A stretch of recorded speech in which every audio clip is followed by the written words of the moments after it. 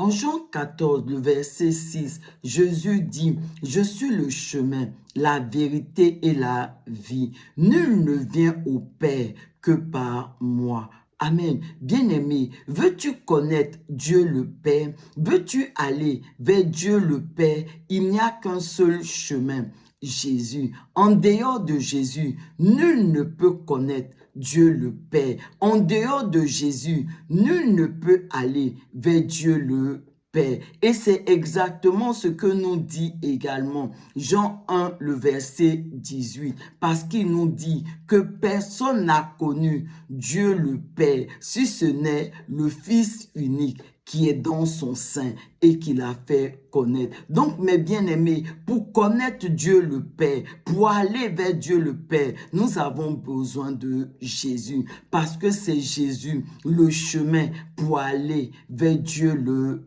Père. Et de façon concrète, comment est-ce que, au travers de Jésus, sur ce chemin, nous allons vers Dieu le Père? La Bible nous dit dans le livre de Jean 1 qu'au commencement était la parole. La parole était avec Dieu et la parole elle-même, elle était Dieu. Et cette parole-là, c'est notre Seigneur Jésus-Christ. Et la Bible continue pour nous dire que la parole, elle s'est faite chair et elle a habité au milieu de nous. Et donc, cela revient, mes bien-aimés, pour marcher sur ce chemin qu'est Jésus, de garder la parole de Dieu dans nos cœurs, de marcher sur cette parole de Dieu. Et au fur et à mesure, nous allons marcher sur la parole de Dieu, garder la parole de Dieu dans nos cœurs. Dieu le Père va nous communiquer le Saint-Esprit au travers